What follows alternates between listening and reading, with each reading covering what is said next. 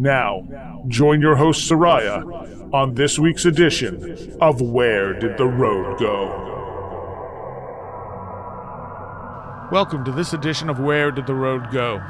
Tonight we're talking with Gordon White, and this is part one of a two-part interview with Gordon. Patrons will get the whole interview right away, plus an extra 20 minutes or so of conversation at the end. Gordon does a very good podcast called Rune Soup, R-U-N-E, soup.com. If you like what he's talking about here, if you like talking about esoterica and magic and stuff like that, his is the podcast to check out. It's very, very good. In the coming weeks, we will have David Paulides back on the show. We're going to have Steph Young back on the show. Eventually, we're going to have Peter Robbins and hopefully Rich Dolan back on the show. And speaking of the two of them, they are going to be appearing somewhat locally to the upstate New York area. It's in Kingston, New York. It is the Friday and Saturday, July 29th and 30th. It's a two-day UFO conference. On Friday is the true story of Travis Walton, and then on Saturday there are five speakers: Jen Steen, Peter Robbins, Richard Dolan, Dr. Nathan Rosenblum, and Laird Scranton. So if you're interested in that, and you're in the upstate New York area, it's www.cstapes.com. Yes, cstapes.com. So cstapes.com. And it looks like a pretty good conference. Unfortunately, I'm not going to be able to attend. I was trying to make it work, but it's just not going to happen. But if you can, there you go. It's in Kingston, New York. It's the first one, so hopefully, if it's successful, there'll be more in the future. All right. Now, with that out of the way, here's part one of Joshua Cutchin and I talking with Gordon White. So we are talking with Gordon White, and you're talking to us from Australia, right, Gordon? Yes, as of about 3 weeks ago, and it's 8 a.m. here. Wow. All right. And I'm joined with Joshua Cutchin. Hello, everyone. It's a pleasure to be here. Who, if anyone has listened to any previous show recently, you'll know Joshua absolutely loves your work. Well, that's very nice. I've been on the Gordon White train for a little while, and I'm trying to spread the word. That's not to say I don't, but you are one of those go-tos for Joshua here. So well, that's always really nice to hear. And Rune Soup is an excellent podcast that you host. How often do you do it? That comes out. It's not every week, is it? No, it is. It comes out every week on a Thursday. Okay. The challenge with that is that I moved to another hemisphere, so Thursday is now Wednesday for most of the world. Yeah, I guess it would be, huh? And how long have you been doing Rune Soup? The blog has been going for quite some time. So it started as a blog maybe 2008. It started after I got made redundant from Discovery Channel, and I had sort of 6 months to kind of do other things, and I sort of filled my day doing that. People still blogged in 2008, but the show itself has been going for since about last October. Okay, and how many books do you have out? I have 2 books out, The Chaos Protocols and Starships: A Prehistory of the Spirits. I have a third one called Pieces of 8, which is coming out in the next couple of weeks. Now that I have a house that I can sit in and actually finish it and get the copy editing done and all that kind of thing. All right. The first one I assume is on chaos magic. It's on. It's a book written by a chaos magician, but it's not actually about chaos magic. It's sort of techniques for. The front cover, which I mean, I didn't come up with the subheading, but my publisher did. But it's magical techniques for navigating the new economic reality. So if you consider magic. Probably because historically people who have been economically and politically disenfranchised are the ones who typically use it, isn't very good at keeping up with economics. So you have these kind of put a dollar under the candle suggestions in a world that's sort of barreling towards a global digital currency. And so there's a massive disconnect between the sort of application of practical enchantments and the economic kind of landscape that these enchantments are supposed to work in. So the book is wider in that sense. It's about repositioning people who are magically operants' heads around these new economic opportunities and risks. And I'm possibly making this sound boring, but that's the general idea. Pieces of Eight, which is the one that's coming out in a couple of weeks, that's the Chaos Magic book. Okay, all right. Do you find it hard? Let's define for people what chaos magic is. Chaos magic is a school, if you will, or a movement or subgrouping of, generally speaking, Western magic, which emerged in the UK in the 80s, largely as a response to the moribund state of Western magic at the time. It had just sort of crawled out of the 70s with Age of Aquarius stuff, and in terms of sort of thelemic magic and the Golden Dawn. Typically with magicians, you have much drama, much interpersonal, crazy drama, and the sort of chaos magic ethic emerged from people who were largely done with the drama, and I was about to use a swear word, I forgot we're on radio, and started to experiment with the sort of structure of magic. So it is very focused on, rather than kind of concealing failed results in some sort of mysticism, like, well, perhaps now I'm more advanced and I don't need these things, it really doubled down in an almost scientific, methodological way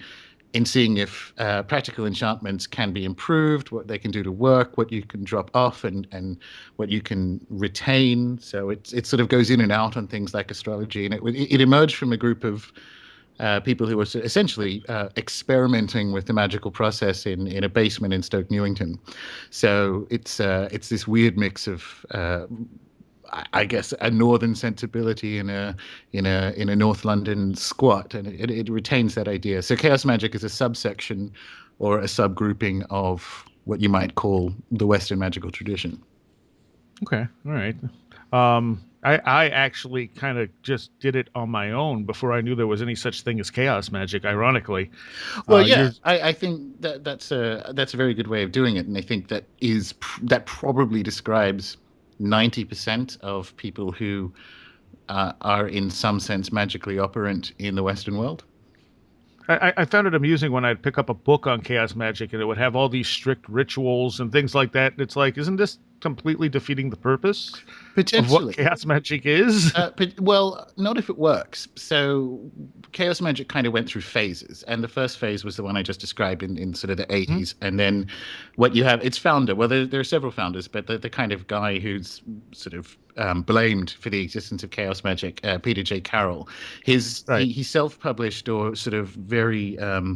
there was only a couple of hundred copies of the first few chaos magic books, like Liber Chaos and Liber Null and Psychonaut, and then Weiser picked them up and turned them into books. And so chaos magic kind of got a second phase, an international phase in the 90s, where largely, and not a burn, but largely in the US, the freedom was widely misinterpreted as you can just do anything, and that's not quite actually what it's about. It's much stricter than that. You need to find the things that work and do them. And if you look at the history of magic, which, for instance, Starships adds something to, I hope, there are certain components of it that are conserved across time, and that's probably for a very good reason. It's probably because they work better than just doing some kind of, hey, wackadoo, let's invoke Superman thing. And that was that sort of that second phase, which emerged in that bizarre crossover period between the sort of appearance of desktop publishing and the very early days of the internet, where people started doing zines and there were BBS groups and that kind of thing. And chaos magic had a wayward adolescence when the stuff that was being shared around was pretty much that sort of nonsense. If you look at the books that, for instance, Peter J. Carroll's written in the last 5-6 years, you see that there is it's evolved, and that intellectual and practical rigorousness remains, as well as the sort of iconoclasm that upsets the sort of more order-based magic like the OTO and the Golden Dawn. The way that, I mean, being a neophyte among neophytes, I mean, I'm very very green when it comes to all this. But being a professional musician, I sort of think of it almost sort of like in terms of sort of the musical revolutions that we've had, not necessarily popular music revolutions, but like especially in like the classical realm, how you're still using the same 12 pitches. It's just being put together in a different way, and you could There's possibly. Sorry, go ahead. No, I just have to jump in there and 150% agree because I went to film school. And so I actually use this analogy in Pieces of Eight when it comes out, which is when I went to film school, I was told you have to learn the classical techniques before you can subvert them, or otherwise you've made SH1T. I was about to swear again. And that's chaos magic to a T. If you start, and unfortunately, no one in film school listens, of course, and they go out and make garbage.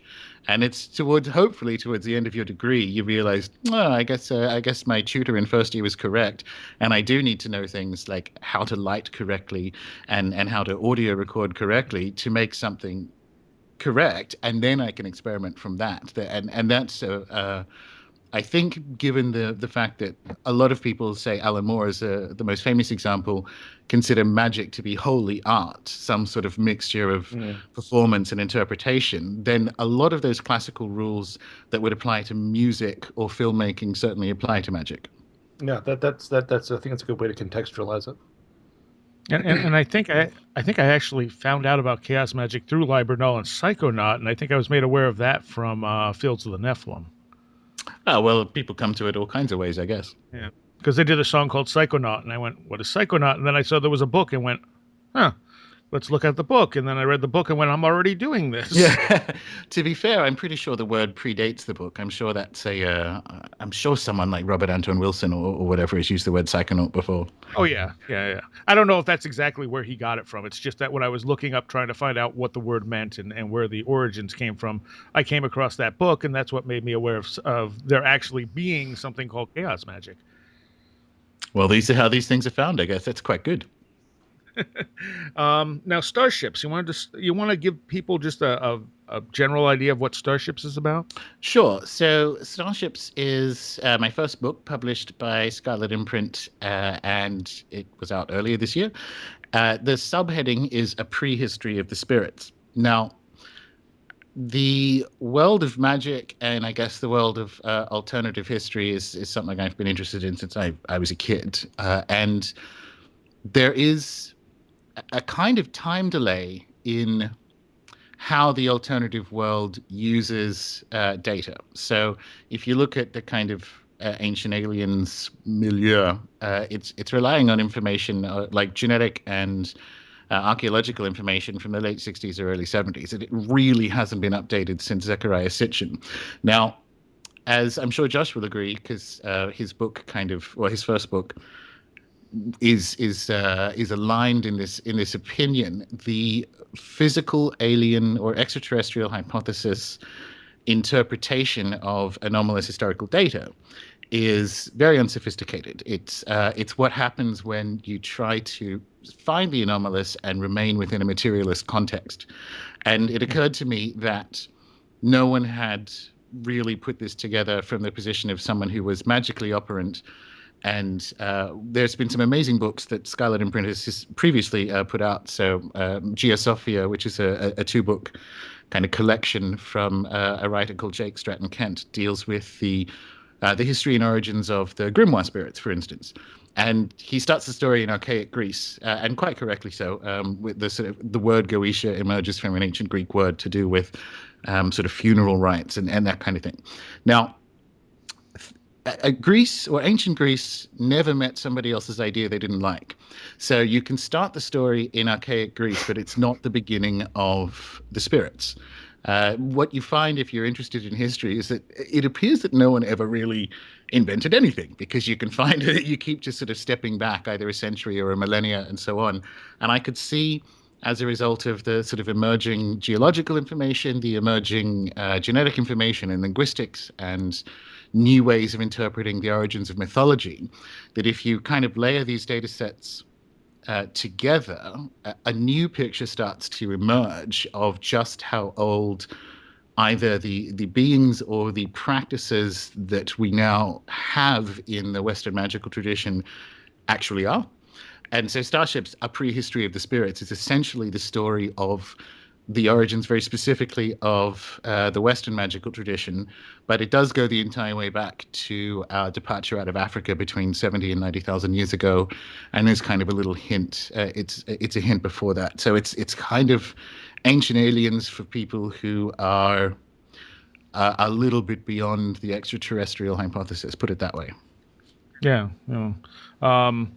And you do a fabulous job of tracking down and mixing together some of the sort of accepted scientific data and the alternative theories, and then going further with it by looking at the myths, the legends, the language, and so on and so forth.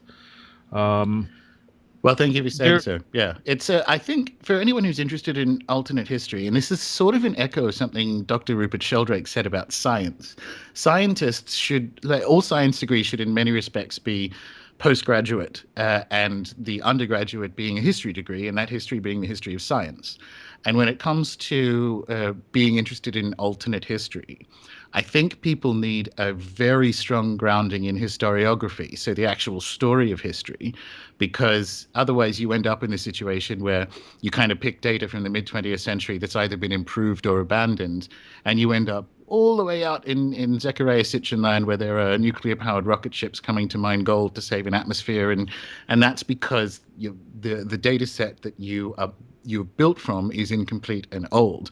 So the general kind of hope with Starships, and funnily enough, speaking of Josh's book again, which I appear to be selling, the same idea the same idea is in play here, which is, well, okay, let's just everyone cool your jets for a minute.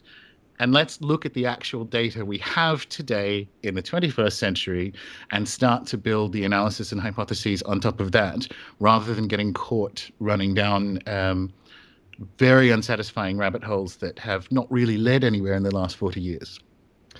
Yeah. I tend to evaluate certain ideas and theories based on basically how well all the parts move together within a certain worldview, a certain model.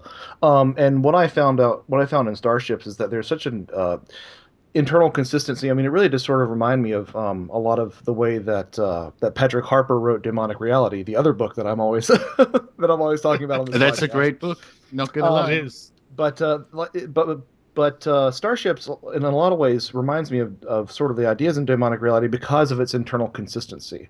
There's always a certain way to. There's always a certain logic within this worldview that's espoused that completely, totally makes sense within the confines of this particular idea. So I have fantastic things to say about it, and I guess I just said them, but well, yeah, comparison to Patrick Harper is welcome and high praise.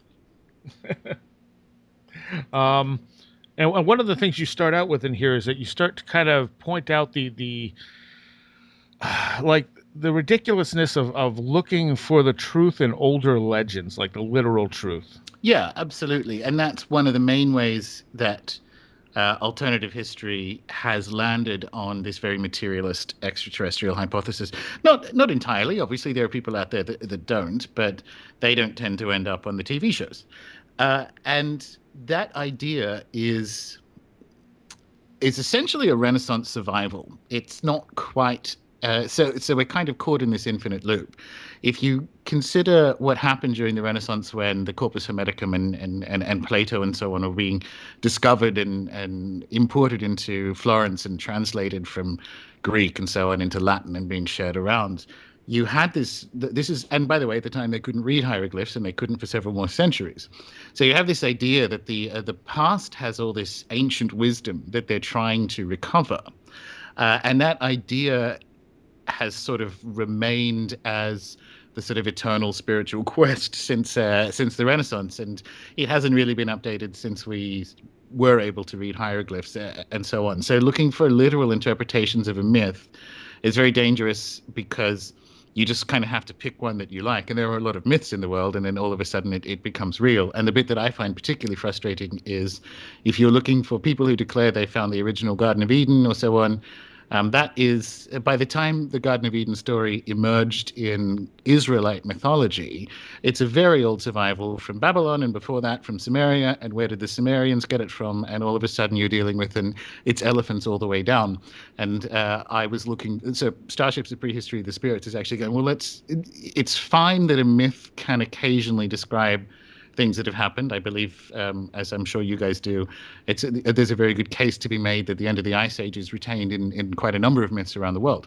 Right. So that's fine. I think myth can do many things, one of which is to record serious climatic events that humans have experienced. But if you just kind of pick one variant of a flood myth or a forgotten civilization myth and then kind of do a Google image search for archaeological structures that bear a passing resemblance to it, you're not heading anywhere very satisfying or useful. Right. Okay. And there's also, I mean, I can't remember the name of the chapter. Essentially, one day, maybe you called it one casket at a time. One funeral at a time. Yeah. One funeral at a time. Okay. Where and this seems to be true in a lot of realms of science, both archaeology, cosmology, and earth sciences in general. That new ideas just aren't welcomed. You have to wait for the older people who are holding the dogma in place to die before these new ideas can even get a foothold in there. Yes. So the title is a reference to a sort of famous thing that Max Planck said about science progresses one funeral at a time, as a paraphrase. And it's exactly as you described. But it's not just science. It's any kind of belief system or mythology that is based on a power hierarchy. So you find the same thing in the humanities. You find the same thing in religions. Anything where it's particularly acute in academia, because if you consider the career path of an academic, they essentially have to climb a ladder. It's based on a medieval church model. So they have to climb a ladder by sort of appealing to people who are the next level up above them, whose ideas they kind of obviously have to like, or otherwise you don't get the job. And so you have this structure that is not very well suited to innovation, because especially and once they get to 50, that's it. I mean, you can't turn around when you have tenure and you're a few days or a few years away from retirement and go, well, I guess I wasted my life. And there's a very real human part in that, which is a stringent resistance. When Pasteur discovered germs, well, when he first came up with the idea, I think there are these tiny, invisible microorganisms that cause disease, and everyone in the sort of academy in France was like, this man is a lunatic. And then, of course, thanks to kind of improved microscope technology, they started to be seen. And I can't remember the name of the guy off the top of my head, but his main detractor, when the rest of the academy is like, well, I looked in the microscope and there were some germs, refused to look in the microscope. He's like, no, they don't exist, and he wouldn't look in the microscope. That is the shape of science. That's kind of how it works. And this is sort of to my point, or Dr. Sheldrake's point, about if you want to be a scientist, you really should spend a couple of years studying the history of science, because, and this is what's so wonderful about it, it is a graveyard of wrong ideas. You aren't taught that. You aren't taught that when you go to science school.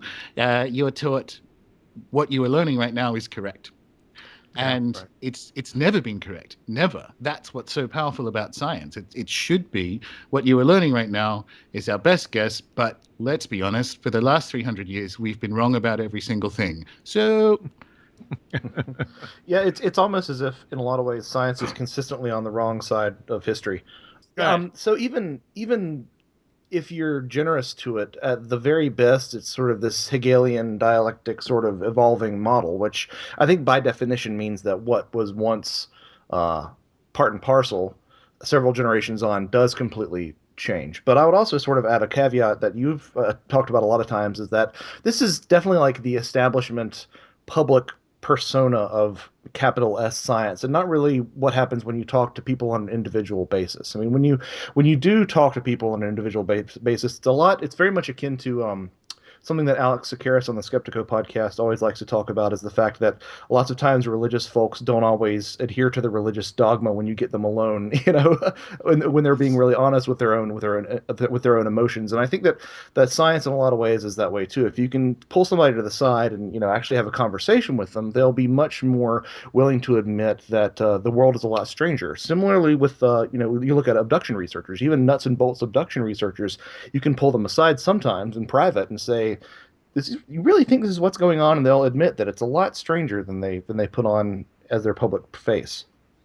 I absolutely agree. It's that same sort of power structure. And over the course of writing the book, I spoke to Oxford geneticists who are part of the Out of Africa project. I spoke to Egyptologists, and every time you pull them aside, and you get the whole, well, here's the official position, which is the one I need to not get fired. My favorite one was Dr. Irving Finkel from the British Museum, who I think he's been promoted, but he's basically one of the Assyriologists in the British Museum. Now that, if you're an Assyriologist, is like a top job. And we're at his book launch in London a couple of years ago, and his book, which is lovely, it's called The Ark Before Noah. And I said, so in your book, the earliest version of the Noah myth you have, the animals that are on the boat are all pre-domesticated. They're all wild animals. There are no sheep or cows or anything. They are, auroch and elk and so on. This to me implies the story is a survival, like the earliest versions of the story, or it is a survival of a tale that was told prior to the domestication of animals. And he kind of looked at me and he's like, well, and a classic academic answer, which is, well, that's a huge topic and a discussion. And what I think you do, we were at Treadwell's bookstore in London, and he said, what I think you should do is talk to Treadwell's, and they'll have me back, and we can spend a day thrashing these ideas around, which is academic speak for, you are correct. Please do not ask me about it because I work for the British Museum and I will kill you if you, get in the way of my job. And to be fair, it's a great job and a great institution. I probably would have done the same. But that's an example of pulling an academic who very much knows his apples aside and going, look, this isn't in the book, but this is the thing, right? And he's like, yeah. Right. And it's interesting. Like if you've ever worked in academia, I don't think people who haven't been on campus seeing how the sausage is made really understand quite how suffocating it can be. And I think that perhaps, if anything, in the past few months, in this country at least, has really revealed itself. It's the fact that academia is sort of slowly collapsing like a flan in a cupboard. It's sort of cannibalizing itself in a lot of ways, just in terms of campus culture and in terms of this sort of Ouroboros of cranking out academics to teach more academics this incestuous cycle of just putting people back through the revolving door. It is emerging. Yeah. So it's emerging. Its true kind of state function as producers of official reality or stamps of official reality is becoming clearer and clearer as the official reality, the mask is slipping from official reality in the West, and particularly in the US at the moment. And when that happens, people behave in very panicked and destructive ways. And yes, academia is eating itself and collapsing, and it's in many respects it's good that that's happening. I mean, I'm sorry for the people who will lose their jobs and so on, but toxic structures need to collapse so that better ones can be rebuilt. And Egyptology is a very good example of this, where you will, like, if you there is never a bigger gap in the kind of official narrative of history and what people privately think than in Egypt, because the official one just couldn't be more wrong. And an Egyptologist with an IQ of 105 and up will tell you this. And it's interesting. Actually, when I had Dr. Kreipel on the show, we were talking about this. Academics need a space that isn't the academy, where they can say these things, be they religious studies, be they Egyptologists, and so on. And in Egyptology's case, that space isn't there yet, because if you look at quote unquote official Egyptology, which is essentially a subsection of Egypt's tourist board. It's just not even a real discipline at this point in time. If you look at alternative Egyptology, too much of it is the ancient aliens world for them to come out and go, well, hang on, let's the official narrative is broken to the point where it needs to be brought down, but I'm not going to go and stand next to the guy who's saying I'm not saying it's aliens. Yeah. And I think sorry, go ahead. I think too there's an issue with this, like this forced dichotomy of you either have to believe in science, but if you question it, then you're not being scientific. And there's nothing wrong with the scientific method itself, but we forget that there are people behind that scientific method that have all kinds of agendas and biases, whether they're conscious or not. And that dichotomy of you're either, fully scientific or you believe in aliens is illusionary. Well, this kind of science with a trademark next to it, this sort of official science, people seem to think, people who don't understand science very well, which includes science journalists and people who write for major papers, think science and materialism are the same thing. And they're not. But they will defend it. It's that classic David Icke thing. They defend the first domino. Science is there to support materialism, which, as far as I'm concerned, is entirely falsified.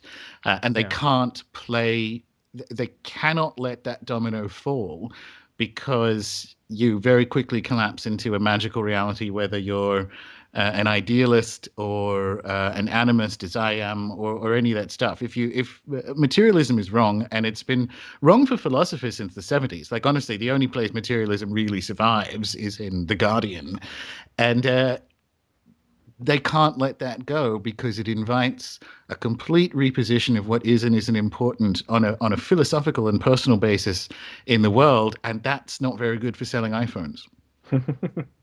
Yeah, I'm constantly bewildered by how often people are willing to sort of prop this up, and it doesn't pass the smell test anymore. And it really is this idea that if one falls, so falls everything else. And a lot of people toss around language about quantum mechanics, and I'm always hesitant to ever bring that up, because it's really easy to paint yourself into a corner and look like an idiot throwing these words around.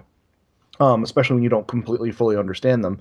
But even with a cursory understanding of the implications of many quantum ideas, really does it means that we can't really bet on anything. I mean, if I sit down in the chair, I'm probably not going to fall between the atoms in the chair, but it really calls everything into question. The fact that we have an influence upon our environment as observers, and it reminds me of a wonderful Terence McKenna quote, where he talks about how you can never ever really know the universal mystery. You just have a lot of shingles that you epoxy onto the face of the mystery, and then once you can't see it anymore, you say it's solved. And I feel like that's what we've been doing in the past 150 years. Yeah, and to extend Saint Terence's quote there, we haven't used a very high quality glue, and so some of those shingles are now falling off. And that's the bit and it's not just Guardian science writers and former defense contractors who wear bow ties on TV and tell you what does and doesn't exist. I find, but when I first realized it, let me back this up. So much as I hate to do this, because I think people use the wrong metaphor from The Matrix, the films, right?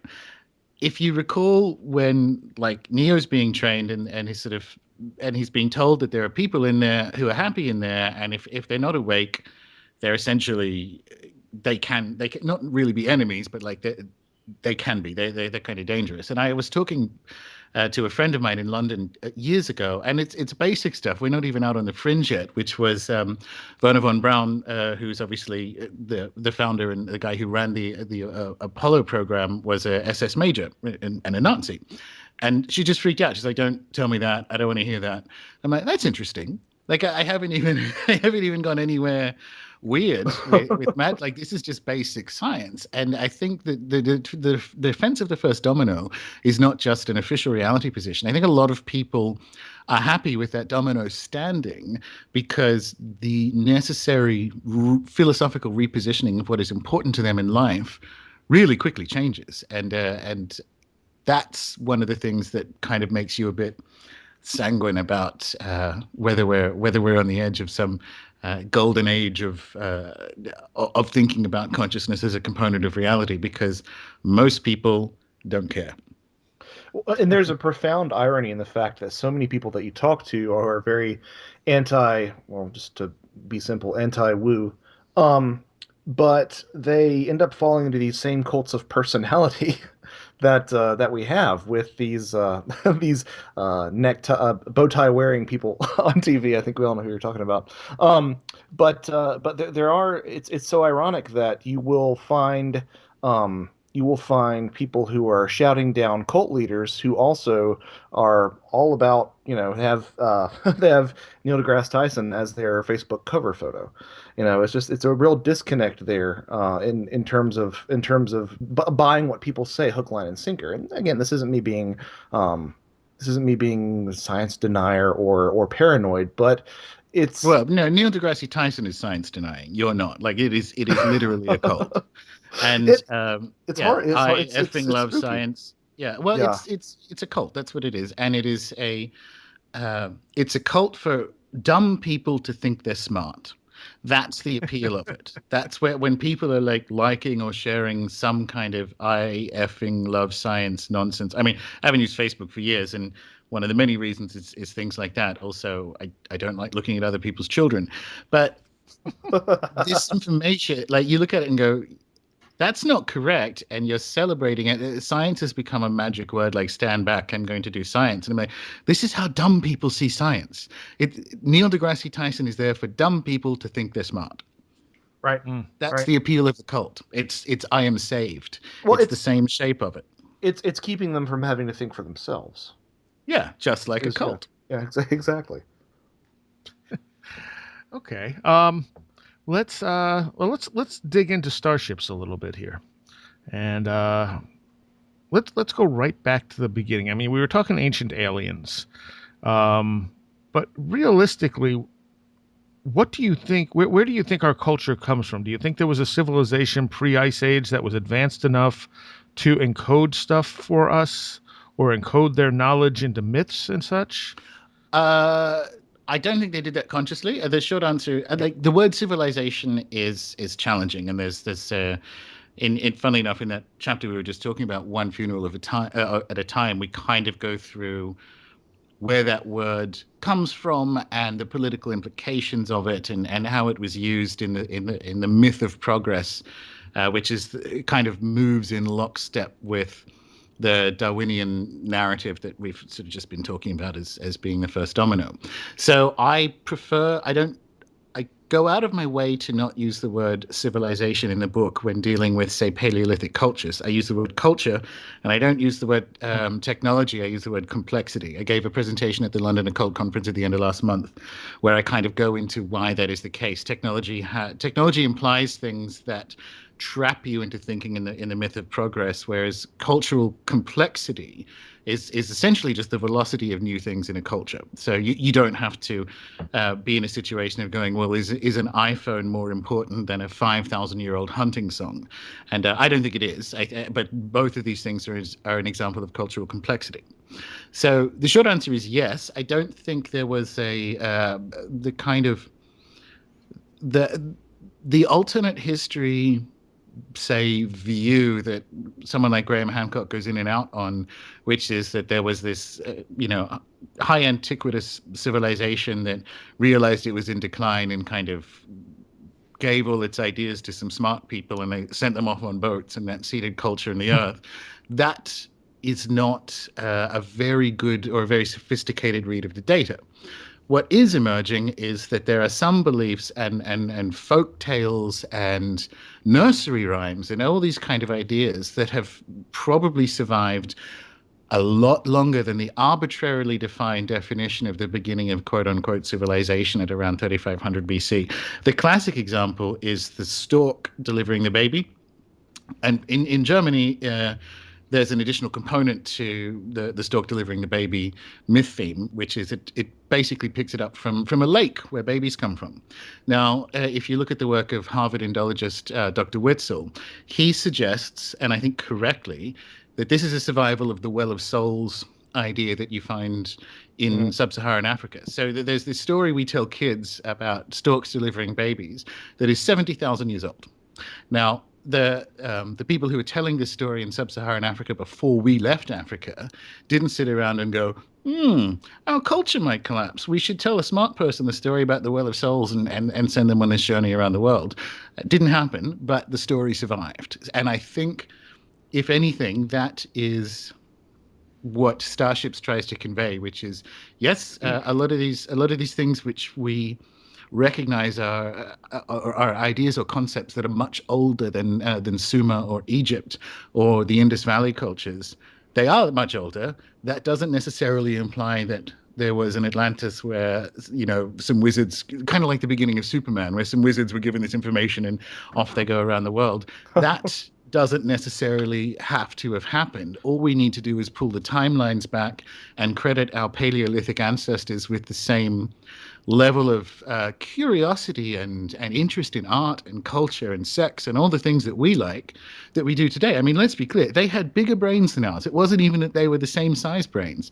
What that implies about their consciousness capacities is that they are the same or better than ours. And I'm interested in things like storytelling and sex and what are stars and, why is the sky blue and how does this all work? And it's the arbitrary definition that we need to erase, and we find that, and I find very enriching and kind of inspiring that the thing that survives through time is not the answer. This gets back to my Renaissance thing, which is the belief that there's some kind of ancient wisdom or ancient answer emerged as all these texts were being translated, and we're like, oh goodness, look how smart these people were. It's not the answer that survives through time, it's the question, and that's lovely. Well, yeah, and just getting back to sort of what you were talking about, about, I think that some fundamentals of mankind don't change, and I can't see if I can't see our culture having this this ideal of wanting to preserve our knowledge. If I can't see our culture doing that, then I don't think an elder culture would have done that either. What I can think of is our culture wanting to pass on entertainment, wanting to preserve stories and relationships, which in them have a sort of almost hermetic, as above, so below microcosm of the way that our world really does work and the way that we understand it. Yeah, absolutely. And a lot of the survivals are in that way. So as I referenced Dr. Witzel, I have a whole chapter on his thesis because I think it's very important. And he wrote a book called The Origins of the World's Mythologies, which I recommend everyone read. But he delineates between what he calls grandfather tales and grandmother tales. Grandfather tales are the official stories. They're the stories of the shamans. They're like, this is how the world works. This is what the spirit being we descended from. And that shape of a story, much because that's essentially the science of the time, that shape of the story will morph as the politics of a tribe or city or nation morphs, and our version of a grandfather story now is the scientific materialism that we see on television. Grandmother stories are the ones that are not politically important. They're the stories that you give to women and women tell them to babies, and that's where you find most of the longer lived survivals, like the stork delivering the baby, because they're not politically important as the politics change. And it's this there's something delightfully witchcrafty about it, which is that that idea that true stories of kind of power and depth and philosophy are retained because the men are too busy picking who's king, and I find that quite nice, and that is sort of what you were saying, which is these stories that were important to maybe you as a child growing up, you're more likely to convey to your child or your grandchild, and as a result, we have a much cleaner kind of descent from where these stories presumably originated to where they are in culture. Tolkien said the same thing. He referred to sort of children's stories as the furniture in the nursery. And what he meant by that is that furniture, I mean, you've got to picture an early to mid 20th century English house. Furniture begins its story in, say, the living room. So you have a couch and a table and what have you in the living room. And then you replace the couch and the table. So the couch and the table then move to maybe someone's bedroom, or as it gets more and more worn, and furniture ends up in the nursery because the kids can knock it around and so on. But it's still, it's the original couch. And that's the story of how this kind of mythology survives in folk tales and so on. Okay. One of the things you deal with is the fact that we're looking, for instance, at the out of Africa theory, but we're not fully looking at all the other variations of humans that may have been around pre-end of Ice Age. Oh, absolutely. This is one of the reasons why I actually went to Oxford and spoke to the guys, because there are some challenges in the timeline that make people dismiss the out of Africa data, basically. And it's fairly well corroborated. Like, it's one of the things I sort of mentioned in the book. I don't think genes do what Neil deGrasse Tyson thinks they do. Nevertheless, they exist. So we can use them mathematically to work things out about where we come from, because there's a sort of reasonable amount of mutation between generations that you can guess, and you can build a timeline that's within 20 years 20,000 years rather, reasonably accurate. And when you're dealing with very long timelines, that's quite close. So we did a group of everyone who is alive outside of Africa today, unless they are descendants of Africans who've subsequently left more than 70,000 years ago, have genetic markers that demonstrate that we did in fact originate from a group of probably under 2,000 people 70 to 90,000 years ago in a kind of Central East Africa area. Fine. There are, however, archaeological data points such as fire pits that are 150,000 years old, or the recently discovered Neanderthal ritual circle in Bruniquel Cave in France that's 177,000 years old. So we did not leave Africa and wander through an unpopulated land. We left Africa and encountered other things, and we had a lot of sex with them. I mean, we got the sort of code that's associated with our immune system. We got from interbreeding with Neanderthals and Denisovans, and that admixture is highest in island Southeast Asia, which is essentially where we went. We sort of got out of Africa, turned right, and jogged along the beach, and got to where sort of Sumatra and Indonesia are now, fairly quickly, within a few thousand years. And it was there that we seem to have encountered, like sexually encountered, more hominins than anywhere else. So it's interesting that now that we're starting to find evidence of, like, so the Neanderthal had magic circles in caves. Like, that's magic. That is literally the same as Western magic. And they were doing it 177,000 years ago in what is now France. So we're not only having sex with these people who cast magic circles, we're obviously interbreeding with them enough to get genetic information. That does presuppose, for instance, that we may have, either we had a cosmology that was sophisticated enough, which I suspect we did, to match theirs or incorporate parts of theirs, or it was shared and we had it from even earlier. So these are the pieces you can look at to realize, hang on, it's not something that the Egyptians invented or so on. We were doing it from day dot. Which again sort of ties in with one of the theses of your book, is that this is the way that we were meant to interact with our existence. This is the way that we were meant to interact with reality. As you mentioned at one point, I believe you're quoting somebody else, but the cathedral predates the city. The first thing that we did is we said we need to interact with reality in this manner. Yes, that is a quote from the guy who discovered Göbekli Tepe, Dr. Klaus Schmidt. And what it means is it turns the myth of progress on its head. If you ask Neil deGrasse Tyson where religious belief came from, he will give you a mid-20th century answer, which is, life before agriculture was nasty, brutish, and short. I mean, it wasn't. We lived for longer. We lost almost half a foot of height once we started growing stuff. Like, it was a disaster. But, we kind of hung around naked. We didn't have any ideas. It was a horrible life. we suddenly somehow, don't ask why, learned to farm. Once we learned how to farm, we had surplus grain so that you start to have social differentiation and time. So people sat around the fire making up stories, and they became the first priests, and off we go. That's not correct. Like, archaeologically, that is fundamentally not correct, because Göbekli Tepe demonstrates that before we even lived in permanent structures, let alone knew how to farm, we built a star temple on a hill in southeast Turkey. So that which is what I'm saying about the question is the thing that survives through time rather than the answer.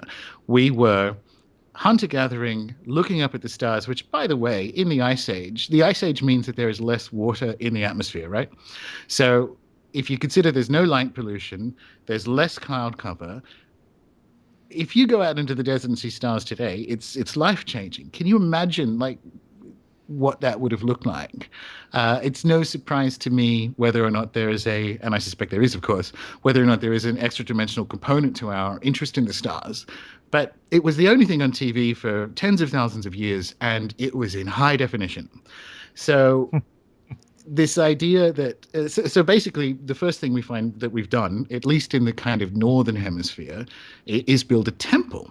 It's the survival of the fact that we realize that life is more than its material circumstances. It has philosophy, and it has questions, and it has, I mean, it's essentially a guitar. Like the main pillars in Göbekli Tepe hum when you slap them. So they had music. They a musical star temple on a hill where presumably they made beer and that was hallucinogenic, and ate meat, and it would have been a great party, frankly. But it also shows that is the idea that that quest is very, very old, and it's quite beautiful that our ancestors, I think it's beautiful anyway, that our ancestors were sort of grappling with the same things we're doing on this show right now.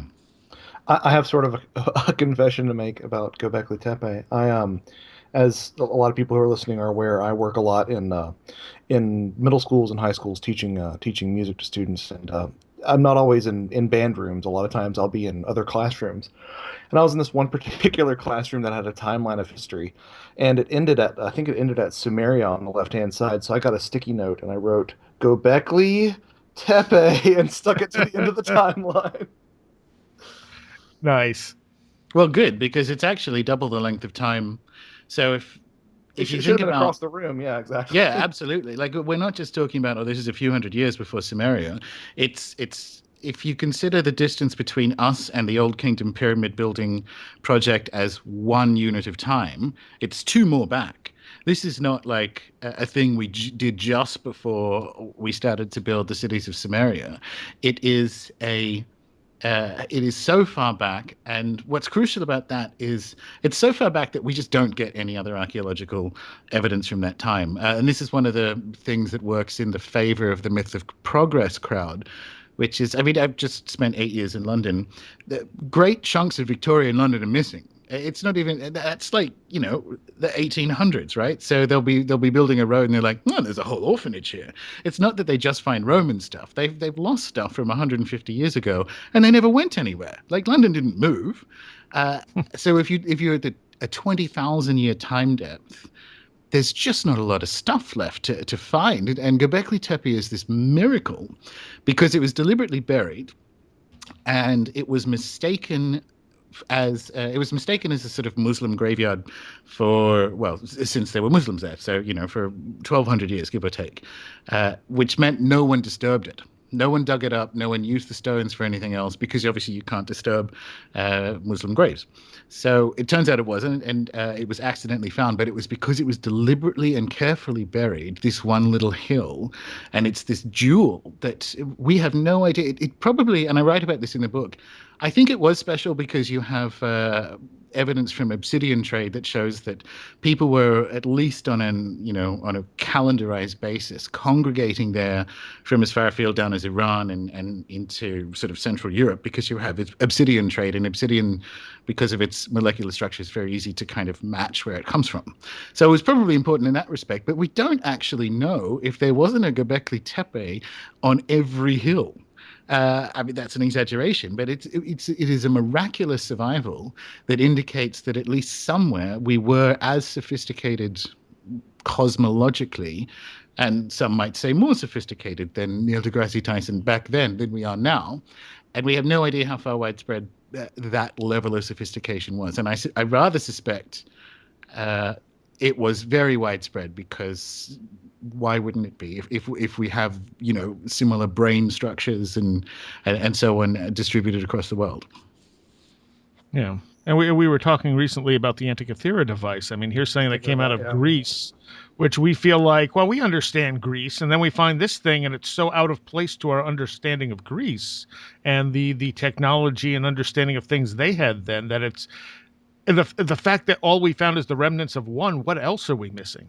That's again why I think alternate historians, or people who are interested in alternate history, need to really get their heads around historiography, because you can, and we do. I mean, if you can build a civilization off a tooth or an axe head, and that, if you actually look at the data points that the kind of narratives of different cultures are built on, it's make believe in a lot of cases, and that's good and bad. It's good in the sense that you can turn around to people who may be detractors and go, no, that's make believe, and you can use the data set to form an interpretation that I think matches other information, like phenomenological information and mythology and so on. And that's really the kind of underlying story of starships, which is there are data and there are interpretations, and the interpretation we have in a materialist world is wildly unsatisfying, and it doesn't adequately, even remotely, match the data that are available from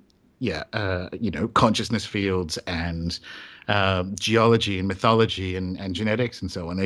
They don't cohere correctly.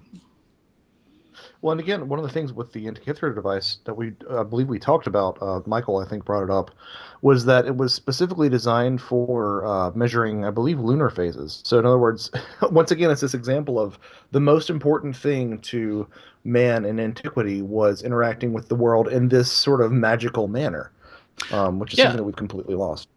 And one of the things, and this is something I think is an indication. So there's a thesis that one of the reasons it's called Starships is that there is something about getting better at understanding or measuring or thinking about space and the stars leads to what I call redundant complexity in cultures, and you have things that are astonishingly advanced that people like. I mean, the Dogon is a famous example of it, of course, but the astronomical information that is implied, or even the physics information that's implied in places like the Giza Plateau, or some of the earlier sites in Egypt, step pyramids, going the whole way back, some of Robert Bauval's stuff.